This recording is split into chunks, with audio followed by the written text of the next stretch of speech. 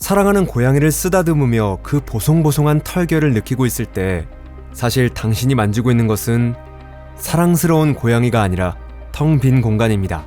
애초에 지구의 역사에서 인류는 단 한 번도 그 어떤 물체와도 실제로 접촉한 적이 없습니다.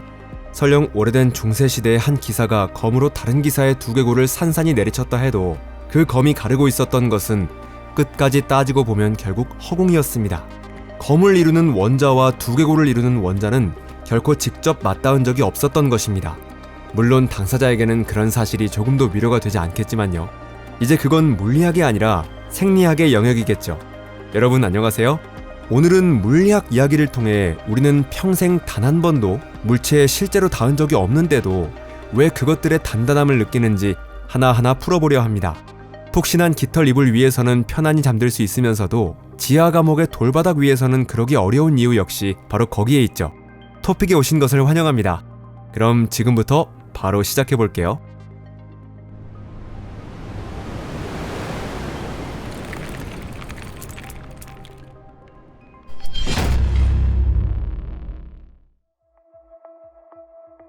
단단한 원자 없이 존재하는 단단함. 우리는 일상 속에서 단단함이라는 감각을 너무도 당연한 것으로 받아들이며 살아갑니다.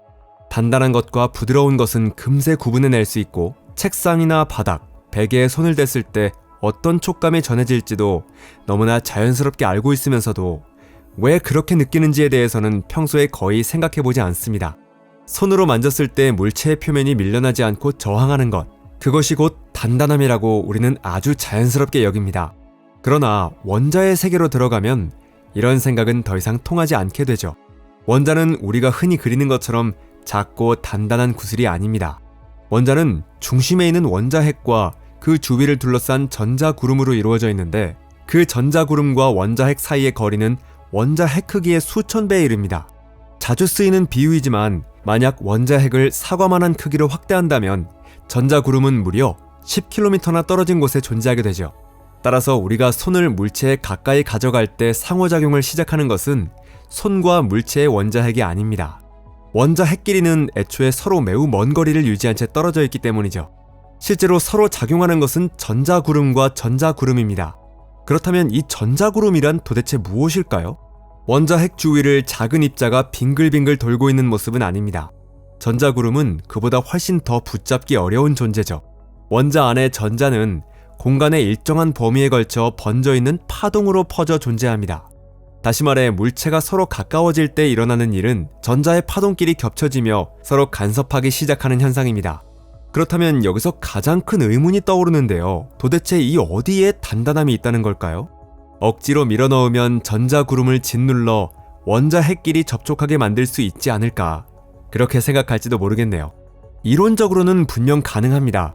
그러나 실제로 그것을 이루려면 수십억 톤, 수백억 톤에 이르는 상상을 초월하는 힘이 필요합니다. 그것을 해내려면 별의 내부처럼 핵융합이 일어나는 초고압 환경을 만들어야 하죠. 안타깝게도 그렇게 되는 순간 당신은 순식간에 증발해버리고 말 것입니다. 그나마 다행이라면 당신의 최후가 문자 그대로 눈부신 장면이 된다는 점 정도겠죠. 그렇다면 우리가 물체끼리 서로 닿았다고 느끼는 바로 그 순간 실제로는 무슨 일이 벌어지고 있는 걸까요? 쿨롱 때문, 하지만 그것만은 아니다. 원자의 뚜렷한 경계가 없다면 애초에 물체의 표면이란 무엇을 가리키는 걸까요? 분명한 것은 그것이 원자의 끝도 아니고 물질과 공간을 가르는 단단한 막도 아니라는 점입니다. 물리학적으로 말하자면 표면이란 두 물체가 가까워질수록 상호작용 에너지가 급격히 치솟는 영역을 뜻하죠. 그것은 선도 아니고 평면도 아닙니다. 굳이 표현하자면 이 이상은 압축하기가 극도로 어려워지는 공간 영역쯤 될 것입니다. 손이 책상에 가까워진다고 해서 원자끼리 충돌하는 일은 일어나지 않습니다. 대신 두 물체의 전자 상태가 변하기 시작하고 더 가까워지려 할수록 그만큼 더 많은 에너지가 필요해지죠. 그리고 바로 이 에너지의 증가가 우리가 저항이나 단단함으로 느껴 받아들이는 것입니다. 즉 물체의 표면이란 물질이 끝나는 곳도 가장자리도 아닙니다. 그저 그 이상 가까워지려면 막대한 에너지가 필요해져서 사실상 불가능해질 뿐이죠. 흔히들 이렇게 설명합니다. 전자는 모두 같은 음전하를 띠고 있기 때문에 물체가 가까워지면 전자끼리 서로 밀어내며 그게 표면의 저항으로 느껴진다는 것이죠. 대체로는 맞는 설명입니다. 하지만 이 설명에는 큰 단순화가 들어 있습니다. 정전기적 반발력은 분명 존재하며 중요한 역할을 하죠. 그렇다고 해도 그것만으로는 왜 고체가 이렇게까지 단단하게 느껴지는지를 완전히 설명할 수는 없습니다. 쿨롱 힘에 의한 반발은 완만하게 증가하는 성질을 가지며 전하 사이 거리의 제곱에 반비례해 강해집니다. 거리가 절반이 되면 반발력은 4배로, 거리가 100분의 1이 되면 힘은 무려 10,000배로 커집니다. 즉, 이 힘은 어디까지나 서서히 강해질 뿐이죠. 이 과정에는 이 이상은 압축이 불가능하다고 명확히 제한하는 경계가 존재하지 않습니다. 만약 단단함이 정전기적 반발력만으로 결정된다면 물질은 지금보다 훨씬 더 부드럽게 느껴져야 하겠죠. 쿨롱 힘이 강력하긴 하지만 압도적으로 거대한 수준인 것은 아니니까요. 그 크기는 사람이 순간적으로 낼 수 있는 힘과 비슷한 수준입니다. 예를 들면 발로 걷어찼을 때의 힘이 그에 해당하죠. 적어도 수십억 톤의 힘이 필요하다는 이야기는 아닙니다.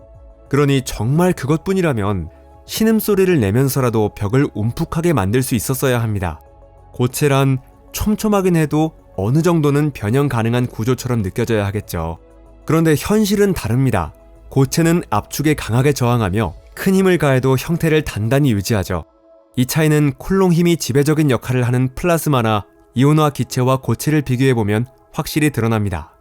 그곳에도 반발력은 있지만 단단한 구조나 안정된 형태는 존재하지 않습니다. 즉, 우리가 아는 단단한 물질을 설명하기에는 전기적 상호작용만으로는 부족하다는 뜻입니다. 그렇다면 물체가 서로 가까워질 때 전자의 상태를 엄격하게 제한하는 또 하나의 근본적인 메커니즘이 존재한다는 결론이 나옵니다. 설마 이건 양자역학의 소행 아닐까요? 이 느낌, 딱 양자역학이 벌이는 수법이니까요. 다른 누가 있겠습니까? 이 세계를 단단하고 견고한 것으로 만들어주는 건 바로 양자효과입니다. 자, 그럼 자세히 들여다보겠습니다. 파울리는 쿨롱보다 더 강하다. 이 양자효과는 파울리의 베타 원리라 불리며 양자역학에서 가장 기본적인 규칙 가운데 하나입니다. 가장 단순하게 말하면 두 전자는 동일한 양자 상태에 동시에 존재할 수 없다는 원리입니다. 여기서 중요한 점은 이 이야기가 원자나 전자 궤도에만 국한된 것이 아니라는 사실입니다. 양자 상태란 에너지, 스핀, 그리고 파동 함수의 공간적 분포와 같은 전자가 지닌 모든 특성의 집합을 의미합니다. 이 원리는 어떤 상황에서도 예외 없이 작용합니다. 전자가 같은 원자에 속해 있든 서로 다른 원자에 속해 있든 전혀 상관이 없죠. 양자역학의 세계에서 전자에게 주인이 적힌 여건 같은 것은 존재하지 않습니다. 만약 전자의 파동 함수가 서로 겹치게 된다면 그 전자들은 모두 동일한 제약을 따라야 하죠. 두 물체가 가까워지면 전자 구름끼리 겹치기 시작합니다. 바로 그 순간 일부 전자들이 같은 양자 상태를 공유하려는 상황이 발생합니다. 하지만 파울리의 베타 원리는 그것을 결코 허용하지 않죠. 허용 가능한 상태의 분포를 유지하기 위해 시스템 전체는 급격히 구조를 바꾸고 에너지를 단숨에 끌어올리게 됩니다. 그 에너지는 도대체 어디에서 오는 걸까요? 그것은 바로 우리 자신에게서 나옵니다. 정확히 말하자면 물질을 짓눌러 허용되지 않는 양자 상태를 강요하려는 존재가 그 에너지를 쏟아붓고 있는 것이죠. 다시 말해 우리가 더 세게 밀어붙일수록 물질은 그만큼 더 강하게 저항합니다. 바로 이 저항이 우리가 단단하다고 느끼는 감각의 정체죠. 그것은 쿨롱 힘처럼 매끄럽게 점점 커지는 반발과는 다릅니다. 시스템이 취할 수 있는 상태를 한순간에 제한해버리는 매우 엄격한 제약입니다. 그 이상 가까워지는 일은 에너지적으로 극도로 불리할 뿐 아니라 오히려 양자적으로 금지된 행위가 됩니다.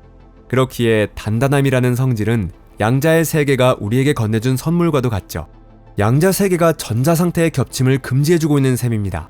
만약 이 원리가 존재하지 않았다면 다이아몬드의 굴하지 않는 단단함도, 암석의 흔들림 없는 견고함도, 그리고 얼음의 매끄러운 단단함도 존재하지 않았을 거예요.